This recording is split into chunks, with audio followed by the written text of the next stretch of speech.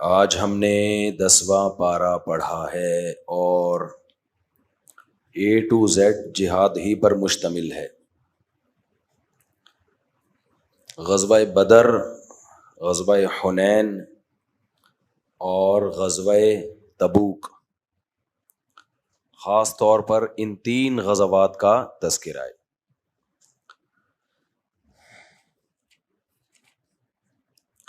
غزوہ بدر میں کیا ہوا؟ کیونکہ مسلمان 313 تھے اور جو مسلمانوں کے مقابلے میں دشمن تھا وہ 1000 تھے، اور مسلمانوں کا لڑنے کا پروگرام بھی نہیں تھا، وہ تو ایک لشکر جا رہا تھا تجارتی، اس پر شب خون مارنے کے لیے نکلے تھے وہ، تو زیادہ ساز و سامان بھی نہیں تھا، اس تیاری کے ساتھ ہی نہیں آئے تھے۔ لیکن ہوا یہ کہ ابو سفیان نے اطلاع دلوا دی، ابو سفیان کو اطلاع ملی کہ ایسے تجارتی لشکر آ رہا ہے، تو یہ 313 لوگ ہیں، تو اب ہم گھیر کے ان کو قتل کر دیتے ہیں۔ اب میرے ذہن سے نکل گیا ابو سفیان لشکر، وہ جو تجارتی قافلے کے امیر تھے، یا وہ مکہ میں تھے، کسی کے ذہن میں ہو تو بھی میں نے ریکارڈ بھی کروایا لیکن دماغ سے نکل گیا۔ خیر چلو، تو اب ہوا یہ کہ ادھر سے ابو جہل نے لشکر تیار کر کے بدر کے مقام پہ بھیج دیا۔ یعنی اس کی مثال ایسے ہے جیسے آپ کا دشمن جو ہے نا کچھ تجارتی مال لے کے جا رہا ہو جس سے آپ کی جنگ چل رہی ہو، تو پوری کوشش ہوتی ہے نا بھئی جنگی ہے، اس سے تو کوئی معاہدہ ہے نہیں۔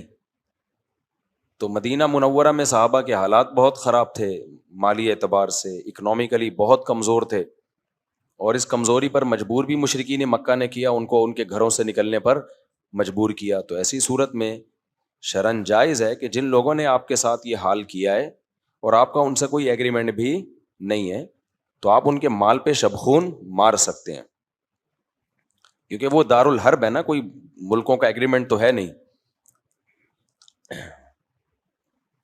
ایسے ہی ہے جیسے آپ کسی ملک میں بغیر ویزے کے چلے جاؤ تو اس ملک کے لیے حلال ہے، بارڈر پہ گولی بھی مار سکتا ہے آپ کو، پوری دنیا میں لا ہے یہ، اور آپ کا سارا مال بھی آپ سے چھین سکتا ہے۔ تو آپ صلی اللہ علیہ وسلم کو علم ہوا کہ بھئی ایسے تجارتی قافلہ آ رہا ہے، تو آپ نے 313 افراد تیار کیے، چلو بھئی ہم جا کے حملہ کرتے ہیں اور وہ سارا تجارتی مال ہم قبضہ کر لیتے ہیں۔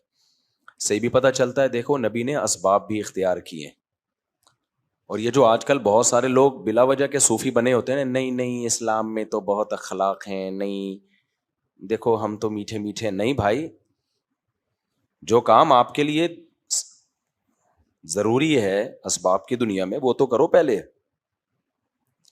تو نبی نے 313 افراد تیار کیے، جا کے ہم نے کیا کرنا ہے؟ شبخون۔ بزدل جو لوگ ہوتے ہیں نا، جن کو لڑنے کا زندگی میں کبھی ہے ہی نہیں، جس قوم میں لڑائی کی فائر پن ہی نکل گئی ہو، وہ قومیں کبھی بھی زندہ نہیں رہتی ہیں۔ پوری دنیا میں ہمیشہ سے یہ اصول چلا آ رہا ہے۔ آج فلسطین کیوں بچا ہوا ہے غزہ کی پٹی، آگے کھڑے ہوئے ہیں سینے تان کے، اور آپ ان کی ویڈیوز دیکھو، ان بچوں کے حوصلے دیکھ کے چیخیں مارنے کو دل کرتا ہے۔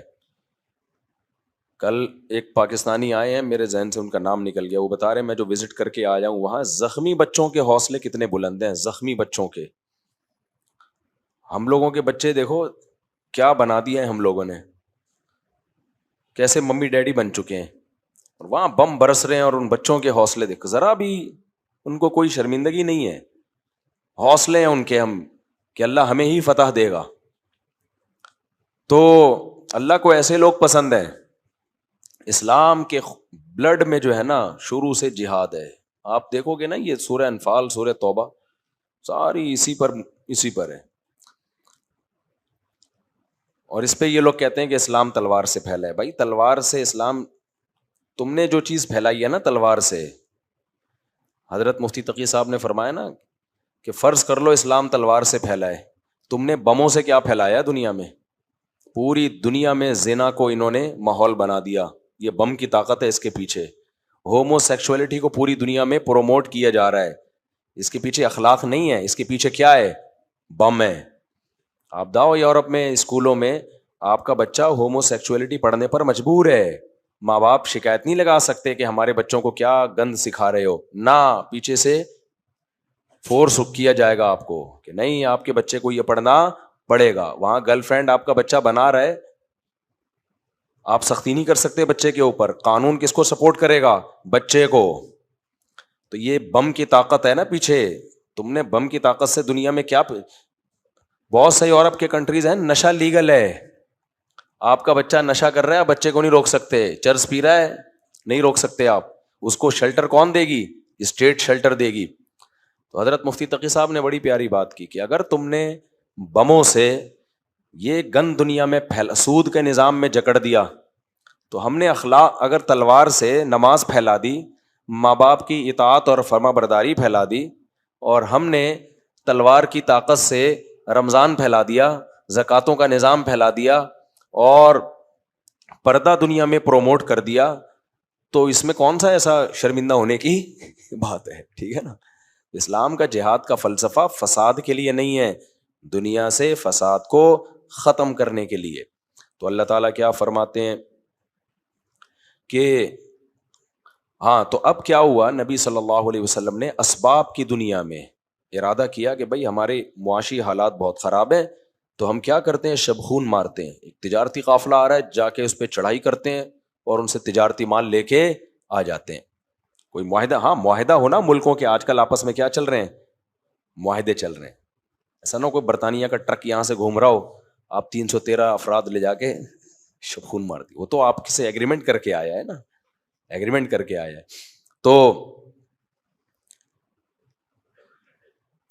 تو نبی صلی اللہ علیہ وسلم نے جب یہ ارادہ کیا تو ایک اور بات دماغ میں آئی تھی. اس سے بھی پتہ چلتا ہے اکنامکلی مضبوط ہونا کسی بھی قوم کے سروائیو کرنے کے لیے بہت ضروری ہے.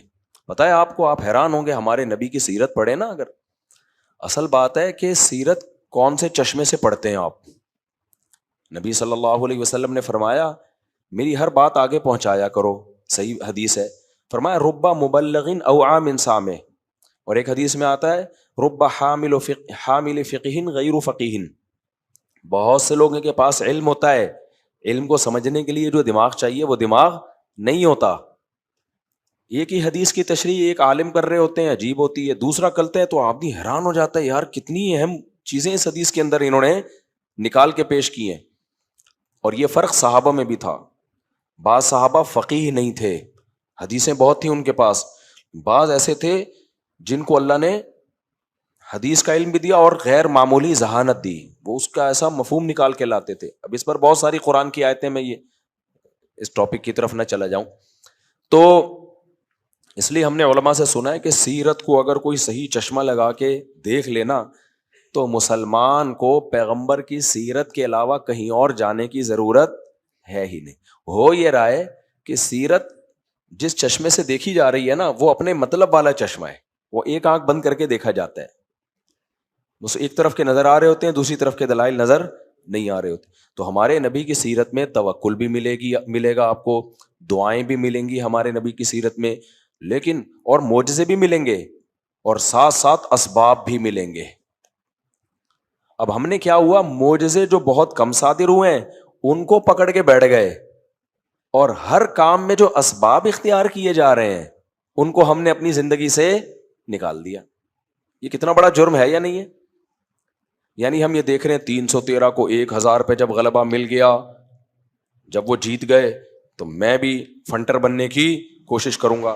ایسے کام شروع کر دیتے ہیں ہمارا دیندار طبقہ کہ جس کی ان میں طاقت نہیں ہے. آج کل بات ہو رہی ہے سسٹم کو چینج کرو، سسٹم جو چل رہا ہے سوسائٹی میں اس کو کیا کرو، چینج کرو. کرو کیسے؟ بس اٹھو. ابے اٹھے گا تو 4-6 آدمی ہیں، مقابلہ تمہارا لاکھوں سے ہوگا، مارے جاؤ گے. نہیں 313 بھی تو 1000 پہ غالب آ گئے تھے. وہ بھائی وہ معجزہ ہو گیا تھا، ہر دفعہ معجزے نہیں ہوتے. وہ 313 نبی نے ارادے سے لے جا کے 1000 کے مقابلے میں تھوڑی کھڑے کیے تھے. 313 تجارتی قافلے کے لیے ٹھیک تھے، 1000 سے لڑنے کے لیے ٹھیک نہیں تھے. وہ تو اللہ کی طرف سے ہو گیا انتظام. اب وہاں بدر سے کیسے واپس جاتے؟ اب جب آ گئے ہیں تو وہ تو بھڑ گئے نا. تو اللہ کہتے ہیں میں نے زبردستی بھڑوا دیا تمہیں، یعنی ایسے ماحول پیدا کر دیا کہ تمہیں بھڑنا پڑا ان سے. کیوں؟ میں چاہتا تھا کہ اس جنگ میں تمہیں فتح دوں. اور یوم الفرقان قرار دے دوں اس دن گھر کو, صاف پتہ چل جائے گا کہ اللہ ان کے ساتھ نہیں ہے, اللہ کس کے ساتھ ہے, تمہارے ساتھ ہے. لیکن ہمارے نبی کی جہاد کی سیرت میں آپ جب بھی دیکھیں گے گراؤنڈ ریئلٹی کو دیکھ کے فیصلے کیے جا رہے ہیں, فرشتوں کے انتظار میں فیصلے نہیں کیے جا رہے. جب فیصلے کر لیے گراؤنڈ ریئلٹی کو دیکھ کر, پھر تسلی کے لیے فرشتوں کی مدد بھی ہو رہی ہے اور فرشتوں کی خوشخبریاں بھی سنائی جا رہی. آج ہمارے دیندار لوگوں کی زندگی سے سیرت کا یہ والا پہلو کیا ہو گیا ہے, نکل گیا. ایک اور مثال دے کے پھر جلدی سے اس صورت کی طرف آتا ہوں. دیکھو غزوہ خندق میں چاروں طرف سے لشکروں نے حملہ کرنے کا پروگرام بنایا کہ نہیں بنایا؟ ہمارے نبی نے اسباب اختیار کیے. آپ نے یہ نہیں فرمایا کوئی بات نہیں, تم دیکھنا کہ میں پانی کے چشمے میں ہاتھ ڈالوں گا, پانی پھوٹ پڑے گا, دودھ کا ایک پیالہ سب کے لیے کیا ہو جائے گا, کافی ہو جائے گا, کوئی مسئلہ نہیں ہے, یہ مدد اللہ کی آئے گی اور سب اسلحہ پہنو اور مقابلے کے لیے کود پڑو. جب 313 کو 1000 پہ اللہ غالب کر سکتا ہے, بدر تو پہلے ہوئے نا, احزاب تو بعد میں ہوئی ہے, تو ان لشکروں سے کیا لینا دینا, بس کود پڑو. صحیح ہے نا؟ مدد کہاں سے اترے گی؟ بدر میں بھی تو فرشتے اترے تھے, یہاں بھی اتر جائیں گے. نہ نہ نہ بھائی, وہ کام فرشتے اتارنا کس کا ہے؟ اللہ کا. آپ فرشتوں کی امید پہ نہ بیٹھے رہیں. آپ کا کام ہے کہ چاروں طرف سے لشکر حملہ کر رہا ہے, پہلی کوشش تو کریں کوئی ایسے مذاکرات ہو جائیں کہ حملہ کرے ہی نہیں. دشمن جب طاقتور ہو تو اس سے لڑا نہیں جاتا, بہت زیادہ طاقتور ہو تو اس سے لڑا نہیں جاتا. جنگ کو ٹالنے کی کوشش, جیسے صلح حدیبیہ میں کیا آپ نے, بھائی 1400 ہیں, یہ کہاں اتنے لوگوں سے, اور موت پہ بیعت تو ہو چکے ہیں, جذبہ بہت اچھا ہے, لیکن اگر یہ سارے ہی شہید ہو گئے تو اتنے مخلص لوگ تو میرے پاس بچیں گے کون پھر؟ تو وہاں آپ نے کیا کیا, جنگ کو ٹالا. احزاب میں ٹال نہیں سکتے تھے کیونکہ مشرکین بغیر معاہدے کے کود پڑے تھے, سارے عرب قبائل جمع ہوئے, انہوں نے بولا بھائی اب یہ روز روز کی جنگوں سے جو ہے بات بن نہیں رہی ہے, ایک ہی دفعہ میں کیا کرو, جب چاروں طرف سے حملہ ہوگا تو کہاں بچ سکتے ہیں یہ لوگ. اب وہاں تو مذاکرات کا کوئی آپشن تھا ہی نہیں, تو پھر کیا کیا گیا, اب اسباب اختیار کیے جا رہے ہیں. آپ صلی اللہ علیہ وسلم نے بلایا لوگوں کو, صحابہ کو, بھائی مشورہ دو کیا کرنا ہے. حالانکہ آپ پر وحی نازل ہوتی تھی, آپ کو مشوروں کی کیا ضرورت تھی, لیکن آپ یہ کیوں کر رہے ہیں؟ اس لیے کہ قیامت تک وحی نازل نہیں ہوگی. امت جب اس سچویشن میں آئندہ کبھی آئے گی تو اوپر سے جبریل تھوڑی آ کے بتائیں گے کیا کرنا ہے. تو میں ایسا پیکج امت کو دیکھ کے جاؤں جو قیامت تک بولو چلے, ایسا پیکج دے کے جاؤں نا. اور وہ پیکج کیا ہے؟ مشورہ. جلد بازی نہ کرو, اپنی رائے پر امیر اعتماد نہ کرے. ہمارے نبی سے زیادہ ذہین کوئی ہو سکتا تھا, لیکن آپ نے اپنی رائے پہ اعتماد نہیں کیا کہ بس جو میری سمجھ میں آ رہا ہے میں وہ کروں گا, تم سب چپ بیٹھے رہو. آج کل کیا ہوتا ہے, جو میں کہہ رہا ہوں نا چپ, یہ اسٹائل چل رہا ہوتا ہے آج کل. امیر جو ہے نا, کوئی بھی سیاسی جماعت کا لیڈر ہو یا فوجی لیڈر ہو, جب تک اس میں فلیکسیبلٹی نہیں ہوگی, لچک نہیں ہوگی, وہ کامیاب لیڈر کبھی بھی نہیں بن سکتا. جو ون مین شو ہوتا ہے نا, میں وہ کبھی بھی کامیاب نہیں ہو سکتا. وہ اپنے آپ کو اور اپنی قوم کو مروائے گا, جیسے کہ فرعون نے مروایا تھا. فرعون نے جب درباریوں سے مشورہ کیا نا کہ یہ موسیٰ کی تحریک بہت چل رہی ہے, موسیٰ علیہ السلام, تو درباری نے کہا کہ بھائی سن تو لو, شاید صحیح کہہ رہے ہوں, ٹھیک ہے نا, اور پچھلی امتوں کا تو حشر تم نے دیکھ لیا ہے. اتنی زبردست اس نے پوری تقریر کی تھی, تو فرعون نے کہا میں وہی کہوں گا جو میری کھوپڑی میں آ رہا ہے. بس خود بھی مرا اور پبلک کو بھی مروا دیا. کرنا تو وہی ہے جو آپ کی کھوپڑی میں آ رہا ہے, لیکن کھوپڑی میں آنے سے پہلے جو دوسروں کی کھوپڑیوں میں آ رہا ہے اس کو بھی مارکیٹ میں لاؤ, اینالائز کرو, تجزیہ کرو, اس کے بعد فیصلہ کرو کہ صحیح کیا ہے غلط کیا ہے. مانا امیر ہی کی بات جائے گی, خوب سمجھ لو. اور امیر کے لیے جائز نہیں ہے کہ اس کی کھوپڑی میں کچھ اور رہا ہے اور فیصلہ آپ کی کھوپڑی کے مطابق کر دے. وہ کل بیان میں کمنٹس کی وجہ کھوپڑی کا لفظ استعمال نہ کیا کریں. تو امیر فیصلہ اپنی ہی کھوپڑی کے مطابق کرے گا, لیکن وہ تھوڑی دیر کے لیے یہ فیصلہ کرے گا کہ بھائی مجھے کچھ بھی نہیں پتا, نیوٹرل ہو جائے وہ. پھر وہ لوگوں سے مشورے لے, اس کے بعد دیکھے کہ کس کے مشورے میں جان ہے, کس کے مشورے میں جان نہیں ہے, اس کے بعد جا کے رائے قائم کرے اور پھر اس پہ ڈٹ جائے. رائے اس کی اپنی ہی ہوگی, اور عین ممکن ہے جتنی رائے سب کی اس کے سامنے آئے، امیر کی رائے سب کے اگینسٹ ہو، یہ بھی جائز ہے، کوئی بات نہیں، اب کسی کی رائے پر عمل نہ کریں، لیکن رائے لیں ضرور. اس سے کم از کم یہ پتا چل جائے گا آپ کو کہ جو کام آپ کرنے جا رہے ہیں اس کے مثبت اور منفی، پازیٹو اور نیگیٹو تمام پہلو آپ کے سامنے آ جائیں گے، تو آپ کے لیے فیصلہ کرنے میں آسانی ہوگی. سمجھتے ہو کہ نہیں سمجھتے؟ اور اگر فیصلہ ایسا ہو، ایک بڑی دلچسپ بات اور بھی ہے اس میں، ایسا فیصلہ ہو نا جس میں آپ کو پتا ہے کہ میں صحیح ہوں، لیکن میں یہ صحیح فیصلہ اگر سب پہ تھوپوں گا نا تو مانیں گے نہیں لوگ، تو پھر لوگوں کی رعایت بھی کر لینی چاہیے امیر کو. آپ حیران ہو گئے، پتا ہے اللہ میاں جو ہے نا، اللہ میاں وہ بھی تھوڑا سا پبلک کی ڈیمانڈ کا خیال کرتے ہیں. بڑی زبردست بات ہے یہ، اس کو سمجھیں. یعنی بعض لوگ جو بالکل ہی لچک نہیں رکھتے نا، یہ پبلک کیا کہہ رہی ہے، نمازی کیا کہہ رہے ہیں، کمیٹی کیا کہہ رہی ہے، نہ بس جو میری کھوپڑی میں نہ. اللہ میاں دیکھو، یہ جو تراویح کے بارے میں حدیث میں آتا ہے، نبی صلی اللہ علیہ وسلم نے چند دن پڑھائی اور فرمایا کہ مجھے ڈر ہے تم پہ فرض نہ ہو جائے. بہت سے لوگ اس حدیث کی تشریح میں بڑے پریشان ہوتے ہیں، یار فرض تو جب تک اللہ کرے گا نہیں ہوگی نا، آپ کے مسلسل پڑھانے سے فرض تھوڑی ہو جائے گی. جب تک اللہ کی طرف سے وہی نہیں آئے گی کہ فرض ہے تو فرض ہوگی. یہ بہت سے لوگ سوال پوچھتے ہیں. تو پتہ ہے مسئلہ کیا ہے؟ شریعت میں بہت سے حکام ایسے ہیں جو پبلک کی بھی ڈیمانڈ تھی اور نبی کی بھی خوشی تھی، اللہ نے فرض کر دی. وہ بعض کام ایسے نبی چاہتے تھے، امت نہیں چاہتی تھی، اللہ نے وہ بھی فرض نہیں کی. ٹھیک ہے نا؟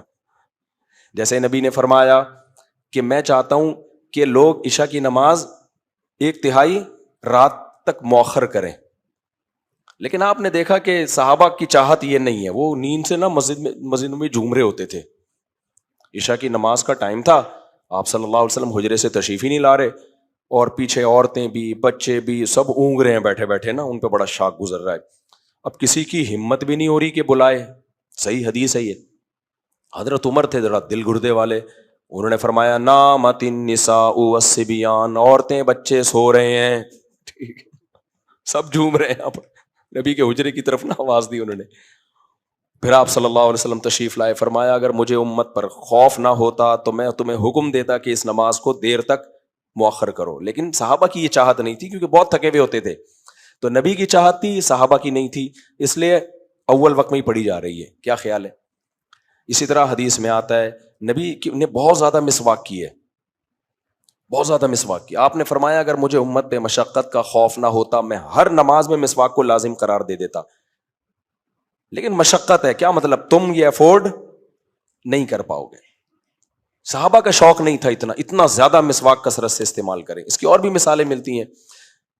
لیکن تراویح میں کیا تھا؟ صحابہ کا بھی بے پناہ شوق. آپ پہلے دن بخاری میں آتا ہے جب آئے نماز میں اتنے سارے لوگ اکٹھے ہو گئے، دوسرے دن آئے تو دیکھو اور رش، تیسرے دن آئے تو دیکھو اور رش. تو یہاں نبی بھی آ رہے ہیں اور صحابہ نے اس میں مشقت کا یا اس کا اظہار نہیں کیا، نیند کا کوئی کہ بھئی ہم تھک جاتے ہیں، نہ اتنے لوگ آ گئے اور پھر اشارے بھی کرنے لگے حجرے کی طرف. ٹھیک ہے نا؟ آپ کو اشارے سے پتہ چل جائے آئے ہوئے آپ آ جائیں. پھر آپ کو لگا میرا تو شوق ہے اور امت کا بھی شوق ہے، تو اپنا شوق ختم کرو تاکہ یہ نماز واجب نہ ہو جائے، کیونکہ یہاں امت کا شوق بہت زیادہ تھا. تو اس سے پتہ چلتا ہے دیکھو نبی کا بھی شوق، اللہ پبلک کا بھی شوق. تو اللہ میاں دونوں کے شوق کی ڈیمانڈ دیکھ کے کیا کر دیتے ہیں، چلو اس کو لازم کر دو. تو اللہ تو بادشاہ ہے، جب وہ بھی آپ کی اور ہماری ڈیمانڈ کا خیال کرتا ہے. اور بھی قرآن میں کچھ احکام ایسے ہیں جس سے پتہ چلتا ہے اللہ ہماری ڈیمانڈ کا خیال کرتا ہے.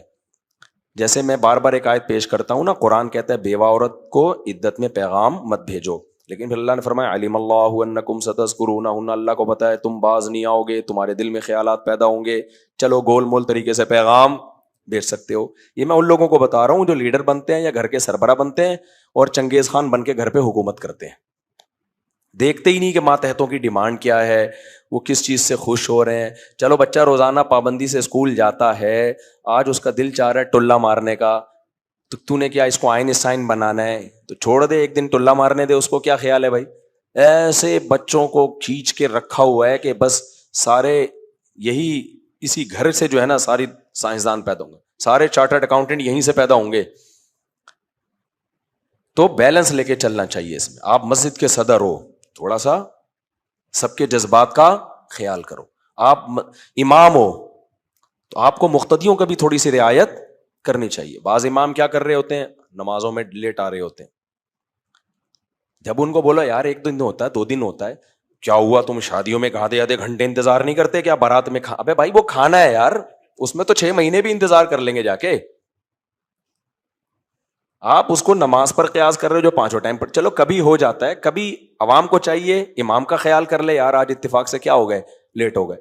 لیکن ہر وقت ایک صاحب نے مجھے کہا کہ ہماری مسجد کے امام ہر نماز میں لیٹ ہیں, 2-3 منٹ لازمی لیٹ ہیں. یہ غلط ہے بھائی, تو پبلک کا خیال کر لو تھوڑا سا یار. بعض چیزیں صحیح جو ہے نا, بعض چیزیں تو ہوتی ہی غلط ہیں اور بعض صحیح ہوتی ہیں, لیکن ماتحتوں کا تھوڑا سا خیال رکھنا پڑتا ہے. تو اب اللہ سے بڑا کون ہوگا؟ اللہ میاں بھی پبلک کی ڈیمانڈ کا کیا کرتے ہیں, تھوڑا خیال کر رہے ہوتے ہیں کہ چل بھائی جانے دے. ٹھیک ہے, اور بھی مثالیں اس کی.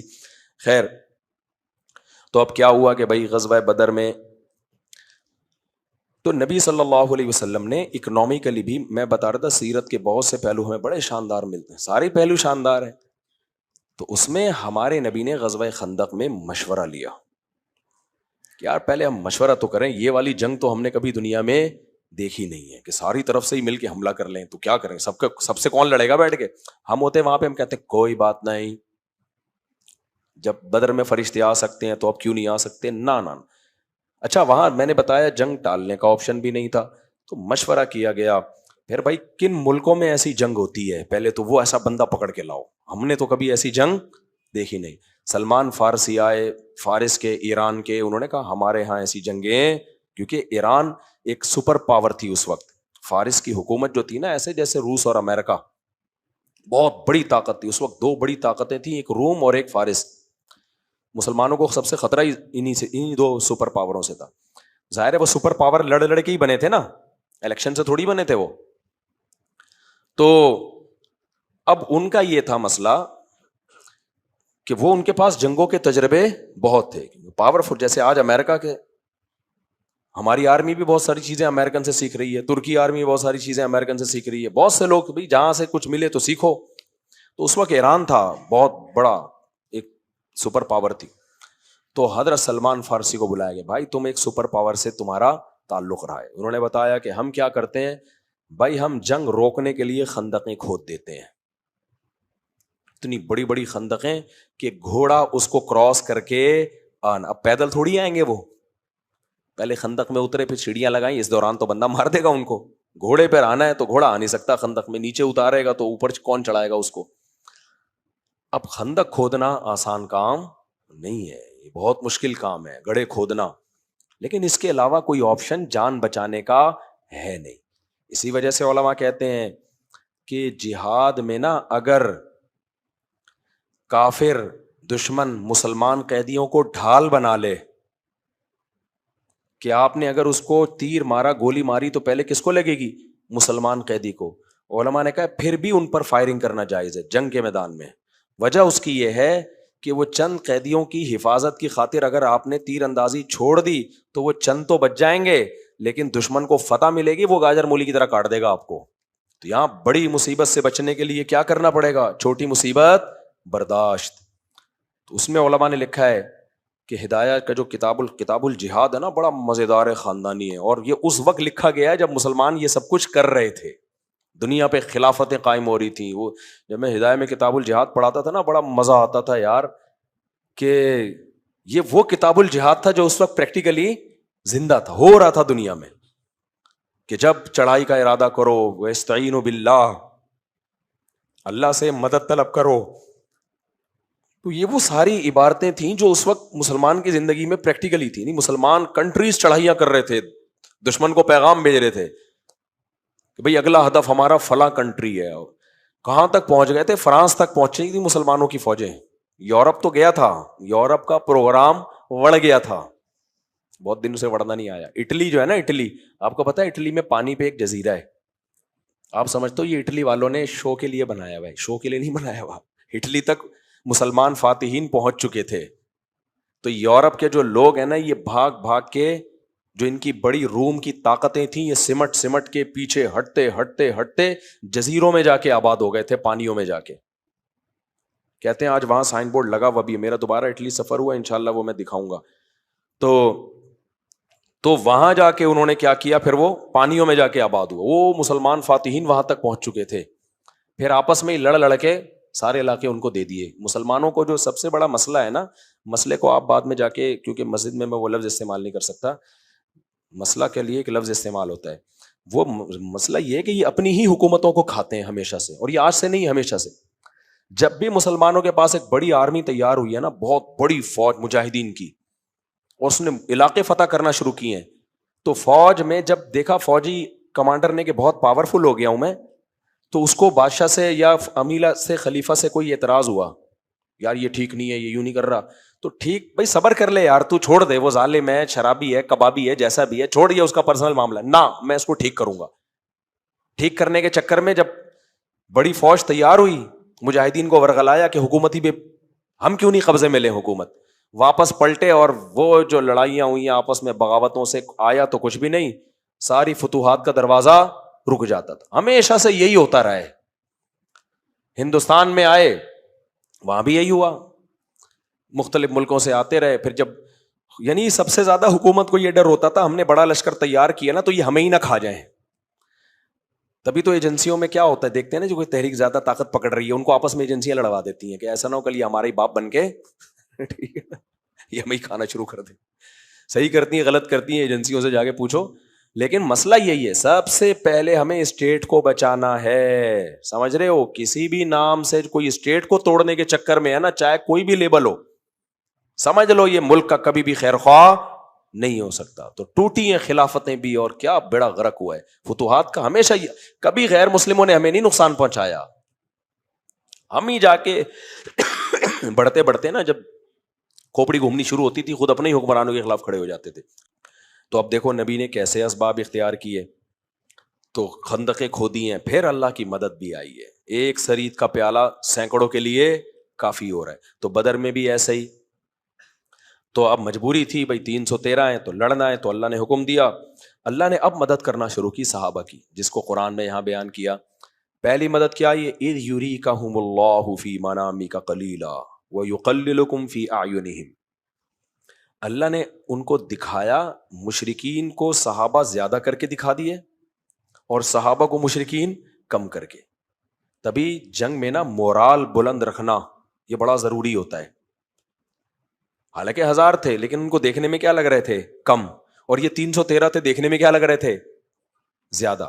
آپ کو پتا ہے جب بھی کسی ملک کی طاقت کو توڑنا ہوتا ہے نا، تو غیر ملکی میڈیا یہیں کے لوگوں کو خرید کر اسٹیٹ کے خلاف پروپیگنڈا شروع کر دیتا ہے. اتنا جھوٹ بولو، اتنا جھوٹ بولو. ہمارے استاذ فرماتے ہیں اس دجال کے آنے کی ضرورت نہیں ہے. اس زمانے کا سب سے بڑا دجال سوشل میڈیا ہے. صحافی بکتے ہیں اس میں. اگر آپ کی حکومت کسی صحافی کو 1 لاکھ دے رہی ہے، اس آپ کے ملک کے دشمن 10 لاکھ دے رہے ہوتے ہیں اس کو. تو اتنا جھوٹ، سارے صحافی، میں نہیں کہتا ایسے ہوتے ہیں، اتنا جھوٹ بولا جاتا ہے. تو دیکھو اس چکر میں نہیں رہا کرو کہ سوشل میڈیا کی یہ خبر ٹھیک ہے یا غلط ہے. یہ دیکھا کرو اس سے میرے کنٹری کو فائدہ ہو رہا ہے کہ نقصان ہو رہا ہے. ابھی دیکھو یہ کیا نام ہے آپ کا، شاکر بھائی نے کل واقعہ سنایا جرمنی میں کیا ہوا ہے. ایک شراب پیا ہوا آدمی گھسا، ان کے کوئی ریلیٹو تھے، کوئی گورا تھا نا، پی کے ٹن ہو گیا، گھر میں گھس کے بزرگ کو بھی قتل کر دیا. بزرگ تو نہیں، 50 سال ان کی عمر. ان کی بیوی کو بھی چاقو مارے، اور بھی کتنے لوگوں کو زخمی کر دیا. جو 3 بچے جو بےچارے کہیں چھپ گئے وہ بچ گئے. وہ بزرگ کا تو آج آیا جنازہ ان کا، کل ان کا جنازہ آیا جرمنی سے، ان کی میت آئی ہے. لیکن کسی جرمنی کے کسی چینل پہ یہ خبر بولو، یہ تو میں نے ان سے سنی، ان کے ریلیٹو تھے، میت آئی ہے، تو میں آپ کو بتا رہا ہوں جرمنی میں کسی کے پڑوس کو بھی خبر نہیں ہوگی کہ پڑوسیوں میں یہ ہو گیا ہے. وہ اپنا نیگیٹو منفی چیز کبھی دنیا کے سامنے آنے نہیں دیتے، تاکہ لوگوں کو اسٹیٹ سے محبت رہے. لوگ کہیں اسٹیٹ اتنی اچھی، اسٹیٹ اتنی اچھی، زبردست. اور یہ جو سسٹم میں کرتا ہوں نا، ساری دنیا میں ہوتا ہے سسٹم، پورا صحیح سسٹم دنیا میں کہیں بھی. ہمارے یہاں تھوڑا زیادہ شین کے نقطے زیادہ ہوتے ہیں، ان کے تھوڑے کم ہوتے ہیں. پھر جمہوریت پوری دنیا میں کہیں نہیں ہے. یہ لارے انڈیا میں کیا جمہوریت ہے، یہ جو آیا ہے آپ کا مودی، یہ جمہوریت تھوڑی ہے. یہ ان کو بھی پیچھے کوئی بیٹھا ہوا ہے, ان کا باپ بیٹھا ہوا ہے جو ان کو اس کو لے کر آ رہا ہے مسلمانوں کے خلاف, جو کس قدر ظلم ہو رہا ہے مسلمانوں پہ وہاں پہ. تو اور اس کے پیچھے تانے بانے میں اسرائیل سے جا کے ملیں گے. تو خیر, تو اس لیے کبھی بھی ریاست کے پر سمجھوتا, بولو, افراد غلط ہو سکتے ہیں بھائی, ریاست پہ کوئی سمجھوتا نہیں کرنا. ریاست کے لیے افراد کو قربان کیا جا سکتا ہے, افراد پر ریاست کو قربان نہیں کیا جا سکتا. اور میں آخری بات کر کے بس چلتا ہوں, کبھی بھی اپنی اسٹیٹ کو نا خلفائے راشدین سے کمپیئر مت کرو کہ وہ ایسی اسلامی حکومتیں, یہ کیسا اسلامی ملک ہے, یہاں یہ ہو رہا ہے, یہاں یہ ہو رہا ہے. جیسا بھی ہے, آپ اگر اسٹیٹ کو الٹنے کی کوشش کی تو ایسا بھی نہیں رہے گا. ایسا نہیں ہوگا کہ وہ والا بن جائے گا, اس سے بھی کیا ہوگے, جاؤ گے آپ. اس کو ٹھیک کرنے کی کوشش کرو. جیسے میں نے عدالتی خلا کے خلاف بیان دیا, بم نہیں جا کے پھوڑ دیا میں نے سپریم کورٹ میں جا کے کہ یہ تو غلط فیصلے کر رہا ہے. بس بیان دے سکتے ہیں. اسلامی نظریاتی کونسل نے کچھ سنا, سفارش بھی پیش کی ہے. اور سب سے بہترین یہ کہ اسکولنگ سسٹم بناؤ تاکہ بیوروکریسی میں, فوج میں آپ کے لوگ جائیں, اچھے لوگ جائیں ہر جگہ.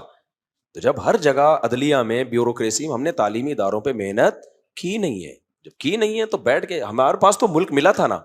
لوگ کہتے ہیں فلاں لوگ فوج میں گھس گئے, فلاں ایجنسیوں میں گھس گئے. بھائی انہوں نے محنت کی ہے, اسلام دشمنوں نے اسکول کھولے ہیں, اچھی تعلیم دی لوگوں کو, اور برا ماحول دیا.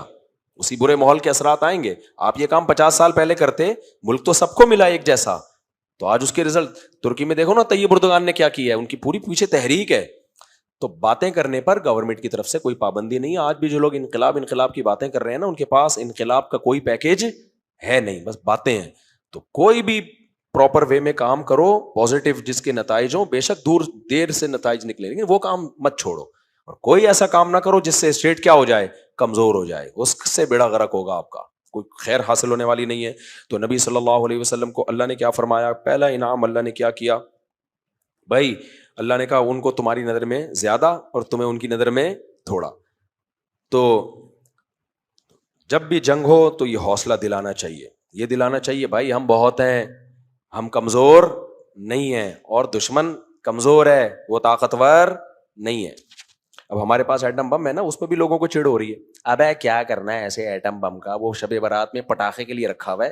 ان باتوں سے کیا فائدہ ہوگا آپ کو, ملک کا بیڑا غرق ہوگا. دشمن کہے گا جب ان کو اپنے ایٹم بم پہ خود ہی وہ نہیں ہے, ٹھیک ہے آپس میں بیٹھ کے جو مرضی کرو, میڈیا پہ جب آپ کی بات جائے گی دنیا سنے گی, بولو بھائی جان تمیز سے رہنا, ہمارے پاس کیا ہے, بم ہے. نہیں آ رہی میرا خیال ہے بات. اپنی گھر کی راز کی باتیں, سسٹم کی باتیں دشمن کو شیئر کرنا. اب کتنے لوگ ہیں ان کے انٹرویو انڈیا چلا رہا ہے, ہم یہاں غور سے سن رہے ہیں, اور انڈیا ان کو کیا کر رہا ہے, چلا رہا ہے پاکستان کے اگینسٹ. اس کا مطلب یہ ملک کے خیر خواہ نہیں ہے, تبھی تو ان کے انٹرویو انڈیا سے نشر ہو رہے ہیں, انڈیا کی نیوز میں ان کی خبریں آ رہی ہیں. تو آپ کے اندر جو بھی مسئلہ ہو نا, گھر میں بیٹھ کے حل کرو. بین الاقوامی دنیا میں یہ اپنا امیج بھائی جیسے مرضی ہیں, جو اچھی چیزیں ہیں نا ہماری, ان کو کیا کرو, ہائی لائٹ کرو. ہمیں نہ کسی ادارے سے نفرت ہے نہ محبت ہے, ہمیں اسٹیٹ ہماری ہے بھائی, ہم سب سے پہلے مریں گے اس میں. اور ہم نہ بھی ہوئے, کچھ لوگ ہو سکتا ہے بہت سارے ملک سے بھاگ جائیں, کروڑوں عوام کا کیا ہوگا, سمجھتے ہو. تو اللہ تعالیٰ فرماتے ہیں کہ الآن, اچھا ایک اور بہت اہم ترین آیت ہے اس میں, لیکن وہ میں نے پچھلے سال میں بیان کر دی تھی, اب میں اس کو اسکپ کر دیتا ہوں, آگے چلتا ہوں کیونکہ گلا خراب ہے تو مختصری بیان ہوگا.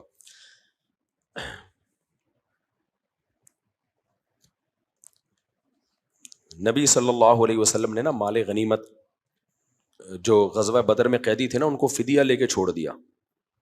تو اس پہ بھی اللہ نے سخت تنبیہ کی کہ یہ چھوڑنے کے قابل نہیں تھے, لیکن پھر اللہ نے حلال کر دیا کہ چلو جو تمہیں اب فدیہ ملا ہے وہ مال غنیمت ہے, اللہ کی طرف سے کھاؤ. یہ بھی پبلک کی ڈیمانڈ کے مطابق اللہ نے کیا کیا, اللہ چاہتے نہیں تھے فدیہ لیا جائے, اللہ نے کہا چلو لے لیا تو کیا کرو.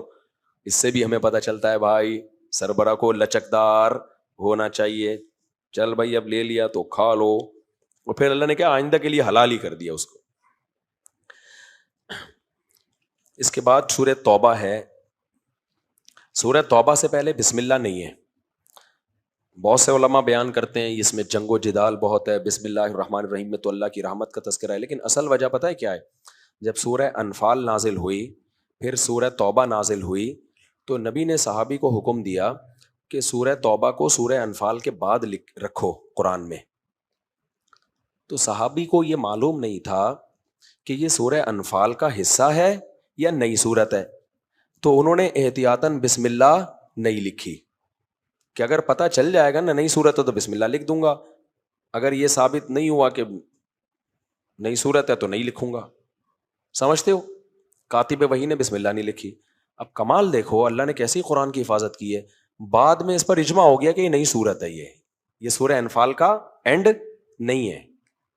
لیکن جس نے جب کیونکہ نبی کے دور میں جو قرآن لکھا گیا اس میں بسم اللہ نہیں آئی, تو اب تک کسی میں ہمت نہیں ہوئی کہ یہاں بسم اللہ لکھ سکے. بعض ہوتی غلطیاں ہیں دیکھنے میں, لیکن وہ غلطی میں بڑی حکمت ہوتی ہے. ایسے ہی قرآن میں اور مثالیں ملتی ہیں کہ ایک لفظ لکھنا یوں چاہیے تھا کتابت کے قاعدے کی روح سے, لیکن لکھا نہیں گیا, وہ اب تک نہیں لکھا گیا. میں اس کی اکثر مثال دیتا ہوں.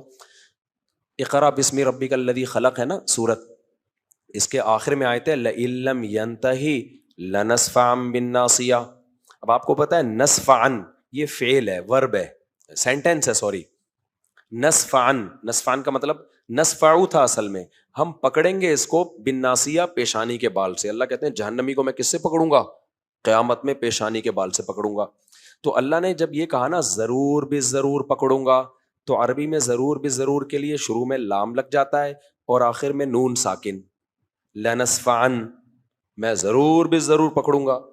اب لنصفعن میں لگنا نون چاہیے تھا, لیکن اس کی آواز تنوین جیسی ہے. تنوین کے دو زبر دو زیر دو پیش نہیں ہوتے, تو دو زبر جب ہوتے ہیں نا تو آخر میں الف آتا ہے. تو کاتب وحی نے پروننسیشن کو دیکھ کے عین نون زبر کے بجائے عین الف کر دیا, جو گرامر کے لحاظ سے 100% غلط ہے, کیونکہ تنوین ناؤن پہ آتی ہے. تنوین سمجھتے ہو؟ ابے دو زبر دو زیر دو پیش نہیں ہوتے. زیدن زیدن, کتابن کتابن کتابن, یہ ناؤن پہ آتی ہے, یہ سینٹنس یا جملے پہ یا فعل پہ نہیں آتی ہے تنوین. لیکن پڑھنے میں تو وہی ہے نا, لنصفعن. تو کاتب وحی نے کیا کر دیا؟ یوں کر کے الف ڈال دیا. جیسے ہم کسی کو املا کروا رہے ہوں, کوئی چیز لکھوا رہے ہوں, تو آدمی کیا کرتا ہے بھائی, وہ یوں کر کے لکھ دیتا ہے, کہتا ہے بعد میں دیکھتا ہے بھائی یہ تو وہ ہے, کیونکہ آواز دونوں کی سیم ہے. مگر کمال ہے, آپ اس کو غلطی کہیں یا صحیح کہیں, جو مرضی کہیں, جب کاتب نے لکھ دیا نا, وہ بھی کسی چمڑے پہ جب وہ آیت لکھ رہے تھے, وہ لکھا ہوا کسی نے 1400 سال میں بھی گرامر کے لحاظ سے ٹھیک کرنے کی کوشش بولو نہیں کی. اس لیے علماء کہتے ہیں قرآن کی کتابت توقیفی ہے. توقیفی کا مطلب جیسے نقل ہے ویسے ہی ہوگی, آپ اس میں اپنی طرف سے چینجنگ, یعنی گرامر کے لحاظ سے اگر آپ کو ایک لفظ لگ رہا ہے نا مسٹیک ہوئی ہے اس میں لکھنے میں, تو آپ صحیح کرو نا بھائی نا. تبھی قرآن سن کے نہیں لکھا جا سکتا, پتہ ہے آپ کو, ہر زبان جو سن رہے لکھ دو آپ, لیکن قرآن کو پتہ ہے کیسے لکھا جائے گا؟ سن کے نہیں.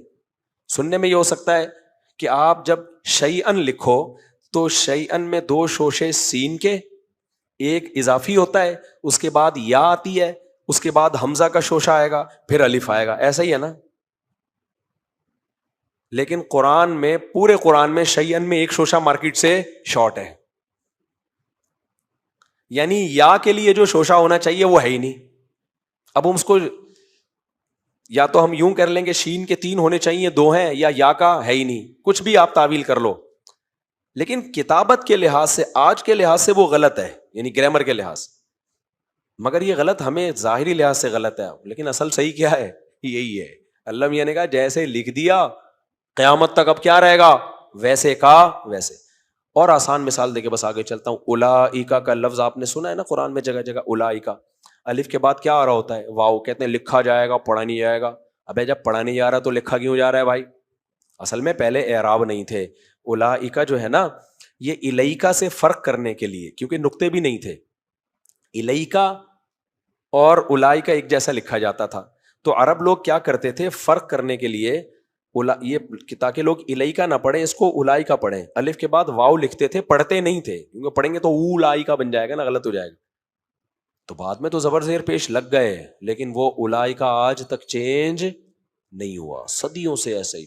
تو اللہ میاں نے نا غیر مسلموں کو دکھانے کے لیے کہ دیکھو یہاں اگر کوئی نقطہ بھی اضافی لگ گیا یا کمی ہو گئی نا، جو چمڑے پہ لکھا گیا ہے نبی کے دور میں اس لکھنے میں بھی کسی نے تبدیلی نہیں کی ہے، تو پروناؤنسیشن میں کیسے تبدیلی کی ہوگی؟ حالانکہ لکھنے والے کم تھے، سن کے یاد کرنے والے بہت زیادہ تھے، اور بہت ساری اس کی مثالیں۔ خیر ہم چلتے ہیں، تو اللہ تعالیٰ فرماتے ہیں، کیا میں پیش کر رہا تھا ہے نہیں، ہاں بسم اللہ، تو یہ بسم اللہ اس لیے نہیں لکھی گئی ہے، اب اس کی حکمتیں پھر علماء بیان کرتے ہیں، شاید اللہ نے اس لیے چھڑوا دی ہو کہ جنگ و جدال ہے، اب اصل وجہ وہ ہے جو میں نے بتائی آپ اس میں کتنا جہاد ہے، بس چند آیتیں میں پڑھ لیتا ہوں۔ ایک بہت اہم آیت ہے اس میں، کیونکہ صحابہ کو حکم دیا جا رہا ہے غزوہ تبوک میں نا، بہت، آپ آج بھی سعودی عرب میں تبوک دیکھ لیں، بہت دور ہے اور سخت ریگستانوں سے گزر کے جانا پڑتا ہے۔ عیسائیوں کے بادشاہ نے تبوک پہ نا، تبوک کے راستے سے آتے ہوئے اس کا ارادہ تھا مدینہ پہ حملہ کرے، تو ہمارے نبی نے بالکل سعودی عرب کا اینڈ ہے تبوک، بہت لمبا راستہ ہے، آپ صلی اللہ علیہ وسلم نے صحابہ کو حکم دیا چلو بھائی ان کو آنے سے روکو۔ اب اتنی شدید گرمی تھی تو منافقین نے تو بہت ایران توران کرنا شروع کیا، تو اللہ تعالیٰ نے کیا آیت نازل کی؟ اللہ نے کہا انفروا خفافا وثقالا، ہلکے ہو یا بوجھل ہو نکلو، اور الا تنصروہ، اگر تم نے آج محمد صلی اللہ علیہ وسلم کی مدد نہیں کی تو کوئی بات نہیں ہے، آج تو تمہارے پاس طاقت ہے، مکہ تو فتح ہو چکا تھا نا اس وقت، بہت لوگ ہیں۔ ایک وقت ایسا بھی تھا اذ ہما فی الغار، جب محمد اپنے ساتھی کے ساتھ کہاں تھے؟ غار میں اکیلے، کیسی یعنی قسمہ پرسی میں مکہ چھوڑ کے نکلے تھے، آج تو بڑی فوج ہے بھائی، تو اللہ کہہ رہے آج مدد کرو، اللہ تمہیں اس لیے نہیں کہہ رہا اللہ تمہاری مدد کا محتاج ہے، اللہ تمہیں بھی آزمانا چاہتا ہے نا، اللہ اسلام کو مٹنے دنیا سے نہیں دے گا، ورنہ مٹنا تھا تو اس وقت مٹ جاتا نا۔ تو اذ ہما فی الغار، فرمایا اس وقت کو یاد کرو جب یہ دونوں کس میں تھے؟ غار میں۔ اتنی بڑی فضیلت ہے نا یہ حضرت ابو بکر رضی اللہ تعالیٰ عنہ کی، اللہ نے ابو بکر کو پوری امت سے الگ کر کے یعنی پیش کیا ہے، پوری امت کو اللہ دھمکی دے رہے ہیں، ابو بکر کو دھمکی نہیں دے رہے، سمجھ میں آ رہی ہے بات؟ یعنی اللہ پوری امت کو دھمکی دے رہے ہیں کوئی بھی مدد نہ کرے، تو اللہ نے اس وقت مدد کی جب یہ دونوں کہاں تھے؟ غار میں، اس کا مطلب یہ دھمکی میں ابو بکر شامل نہیں ہے، اللہ کہتے ہیں اس وقت اللہ نے ابو بکر کے ذریعے مدد کی ہے۔ اذ ہما فی الغار اذ یقول لصاحبہ، جب محمد صلی اللہ علیہ وسلم اپنے صاحب کے لیے، صاحب کسے کہتے ہیں؟ دوست، ساتھی، ساتھ رہنے والا۔ اس آیت کی روشنی میں علماء نے لکھا ہے کہ اگر کوئی شخص ابو بکر کی صحابیت کا انکار کرے وہ کافر ہے، اسلام سے خارج ہے، کیونکہ اللہ نے تو سب صحابہ کو صحابہ کہا ہے، انفرادی طور پر صرف ابو بکر کے لیے صاحب کا لفظ استعمال کیا، الگ سے ابو بکر کے لیے استعمال کیا۔ اذ یقول لصاحبہ، جب وہ اپنے صاحب سے کہہ رہے تھے لا تحزن، آپ غم نہ کریں، مشرکین نے گھیر لیا تھا نا چاروں طرف سے، اب ڈر تھا بھائی اندر جھانکیں گے یہ تو پکڑے جائیں گے ہم، تو آپ ابو بکر سے کہہ رہے تھے لا تحزن، آپ غم نہ کرو۔ آپ کو پتا ہے ابو بکر کو اپنا غم نہیں تھا، ابو بکر کو کس کا غم تھا؟ محمد صلی اللہ علیہ وسلم کا غم تھا۔ اگر آپ انبیاء کی سیرت اٹھا کے دیکھیں کہ ان کو کیسے کیسے لوگ ملے، اور پھر نبی کی سیرت اٹھا کے دیکھیں کہ ان کو ابو بکر جیسے لوگ ملے، تو آپ کے دل میں صحابہ کی فضیلت بیٹھے گی۔ بنی اسرائیل جب پھنسے تھے نا، بنی اسرائیل پہ بھی ایسا موقع آیا تھا، پتہ ہے آپ کو؟ جب آگے دریا تھا، پیچھے فرعون، یہی سچویشن تھی یا نہیں تھی؟ بھاگنے کا کوئی راستہ نہیں ہے، فرعون کی فوج نے چاروں طرف سے گھیر لیا، تو بنی اسرائیل نے پتہ ہے کیا کہا تھا؟ انا لمدرکون، ہم مارے گئے۔ تو ہونا یہ چاہیے تھا کہ ابو بکر بھی یہ کہتے ہم مارے گئے، لیکن ابو بکر نے یہاں یہ نہیں کہا، غمزدہ ہوئے۔ دوسری بات، سچویشن بالکل یہی تھی، تو موسیٰ علیہ السلام نے جواب میں کیا کہا ہے؟ جب بنی اسرائیل نے کہا انا لمدرکون، ہم تو پکڑے گئے، موسیٰ علیہ السلام نے جواب میں کیا کہا؟ کلا انا معی ربی، ہرگز نہیں، میرے ساتھ کون ہے؟ میرا رب ہے۔ یہ نہیں کہا ان اللہ معنا، ہمارے ساتھ کون ہے؟ اللہ۔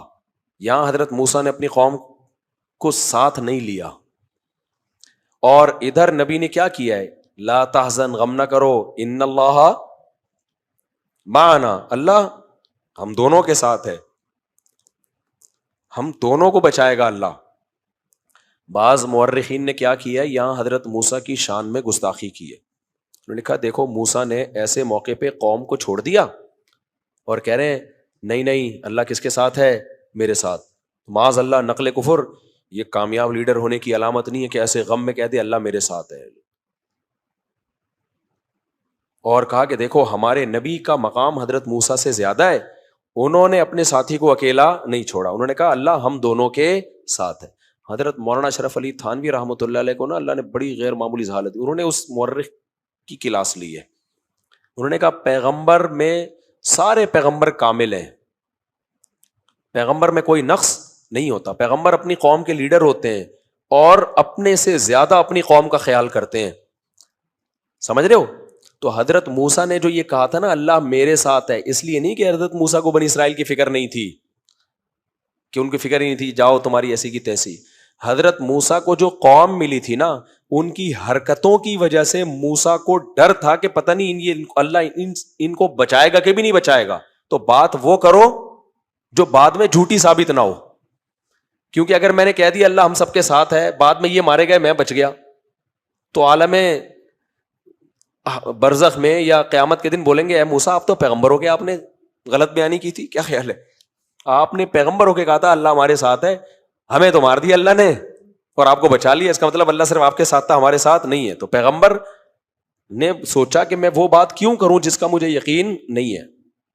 اب حضرت موسیٰ کو یقین کیوں نہیں تھا کہ بھائی اللہ ان کو بھی بچائے گا؟ اس لیے یقین نہیں تھا، حضرت موسیٰ یہ سوچ رہے تھے کہ ان لوگوں نے اتنے میرے معجزے دیکھے ہیں، میں پیدا اس سوسائٹی میں ہوا ہوں، بچپن سے مجھے دیکھتے آ رہے ہیں، میرے معجزے دیکھے، 20 دفعہ لاٹھی کو سانپ بنتے دیکھا انہوں نے، کتنا ظلم ہو رہا تھا، مجھے نجات دہندہ بنا کے لایا اللہ تعالیٰ، کیسے کیسے معجزے دیکھے انہوں نے، جادوگروں کا مقابلہ دیکھا کہ اللہ نے مجھے جتوایا ہے، تو اب اللہ اس مقام پہ لا کے کیوں چھوڑے گا ہمیں لاوارث؟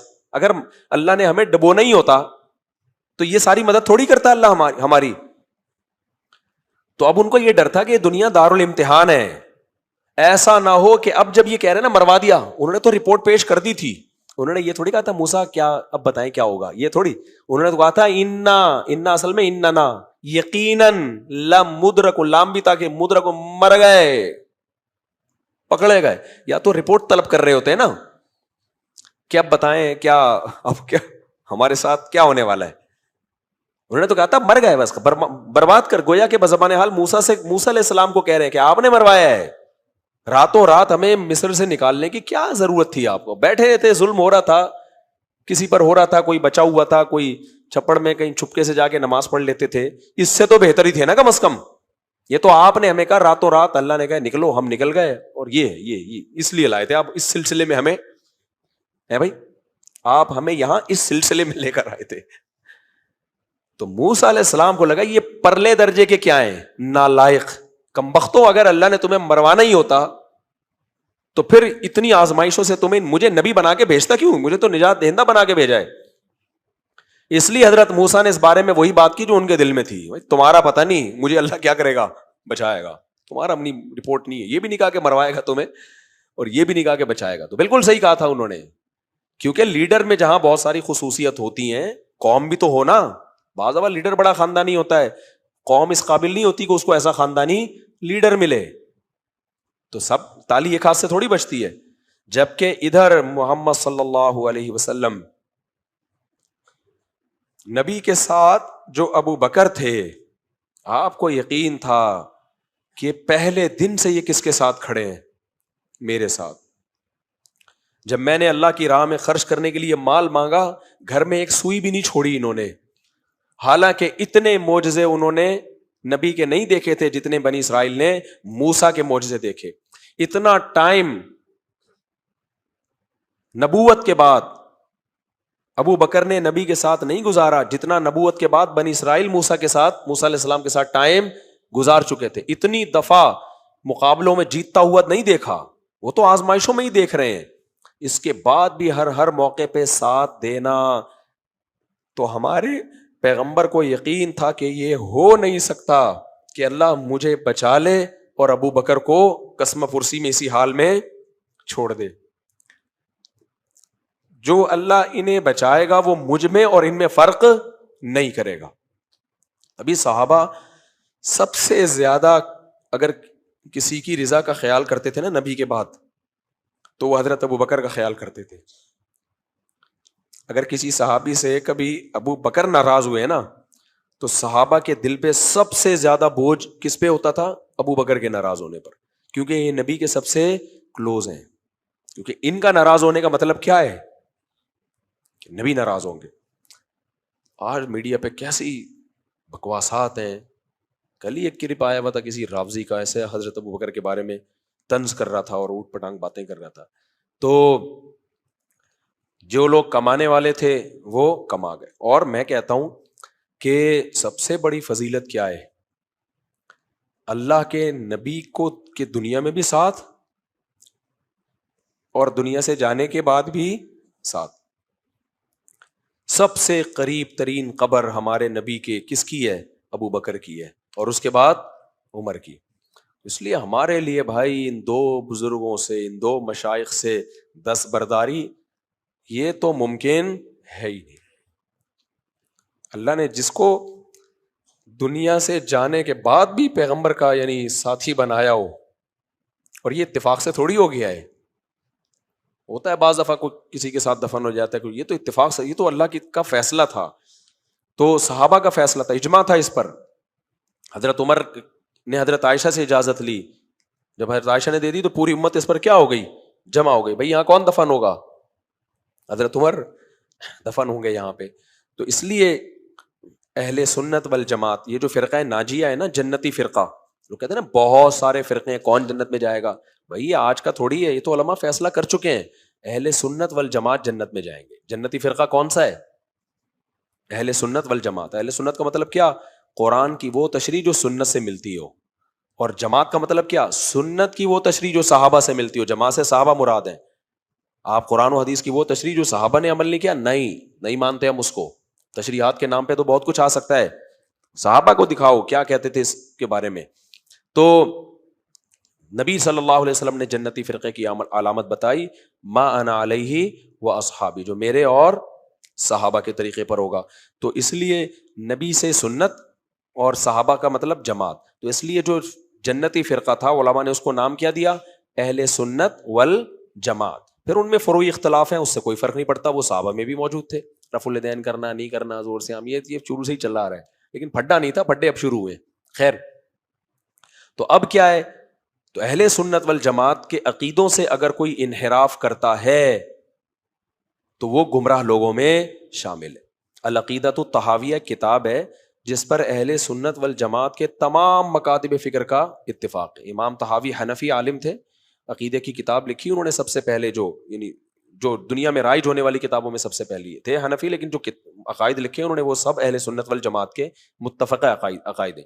سعودی عرب کی یونیورسٹی میں پڑھائی جاتی ہے ہر جگہ، تو آپ بھی وہ گھر میں رکھیں. تو اس کتاب میں ہے پوری، سب کا اس پر اتفاق ہے کہ بھائی ہم تمام پیغمبروں کے بعد سب سے اس انسانیت میں آدم علیہ السلام سے لے کر قیامت تک جتنے انسان پیدا ہوں گے ان میں انبیاء کے بعد سب سے افضل مقام کس کا ہے؟ حضرت ابو بکر کا. یہ اہل سنت والجماعت کا اجماعی عقیدہ ہے. اجماع کا مطلب کیا ہے؟ اب جتنے بھی دلائل کا انبار لگا دو وہ دلائل سنے ہی نہیں جائیں گے. میں نے کل بھی بیان میں بات کہی تھی نا، یہ پرسوں کہی تھی شاید، کہ جب ایک مسئلے پر ایک دفعہ اجماع ہو جائے نا، اب اس سے انحراف جائز نہیں ہے، چاہے کسی بھی زمانے میں ہو. کیونکہ حدیث میں آتا ہے میری امت کبھی بھی گمراہی پہ جمع نہیں ہوگی، جمع نہیں ہو سکتی. اہل سنت والجماعت گمراہی پہ جمع نہیں ہو سکتے. تو سب کا یہ اہل سنت والجماعت کا عقیدہ ہے. تو یہ اجماعی عقیدہ ہے کہ انبیاء کے بعد سب سے بڑا مقام کس کا ہے؟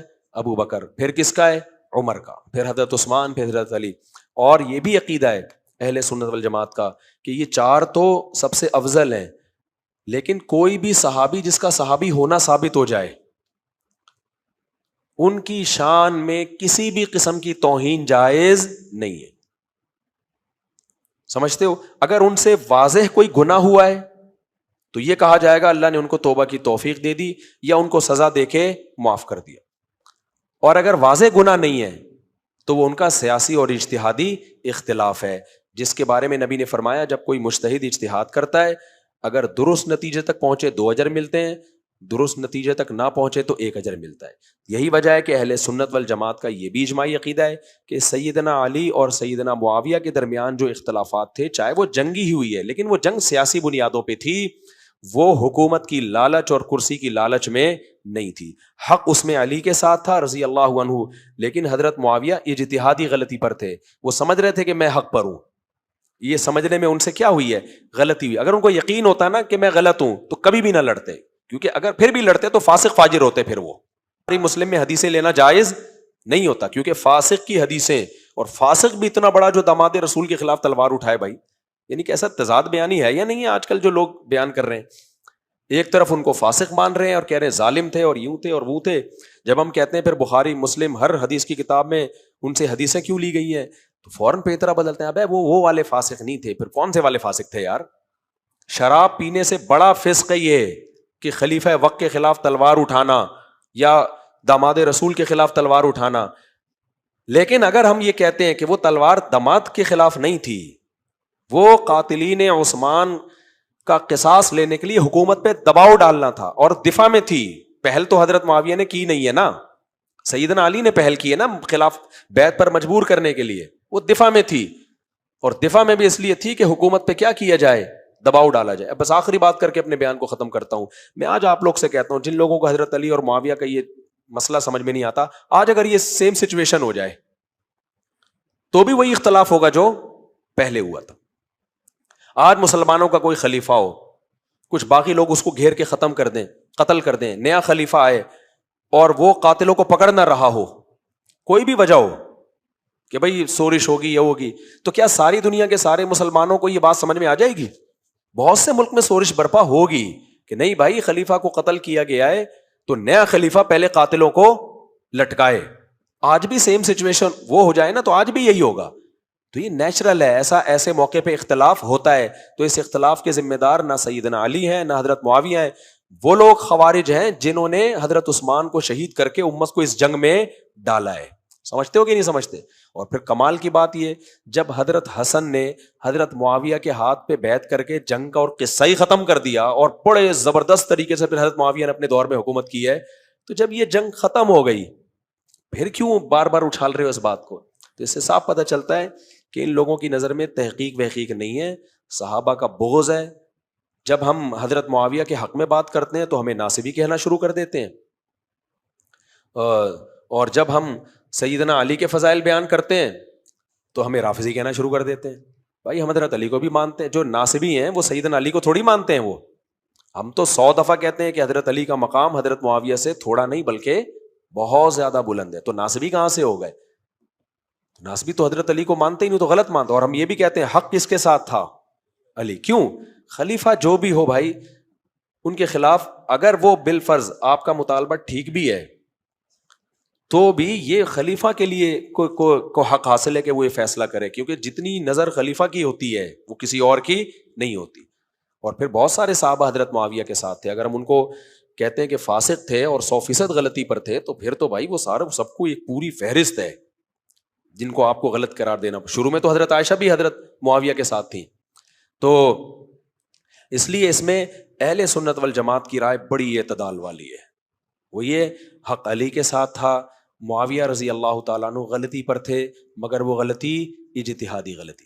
ہاں اہل سنت میں اگر کسی نے اس کے خلاف کچھ لکھا ہے تو اس کو اٹھا کے دیوار پہ مار دیا جائے گا، وہ قابل قبول. اس کو کہتے ہیں تفردات ہوتے ہیں نا کچھ لوگوں کے، پوری امت سے ہٹ کے ایک نئی رائے لے آئے، وہ قابل اعتماد نہیں ہے. سمجھتے ہو کہ نہیں سمجھتے؟ تو اللہ تعالیٰ سمجھنے کی عمل کی توفیق عطا فرمائے. بس کافی ہے آج کے لیے، اس سے بھی مختصر کرنا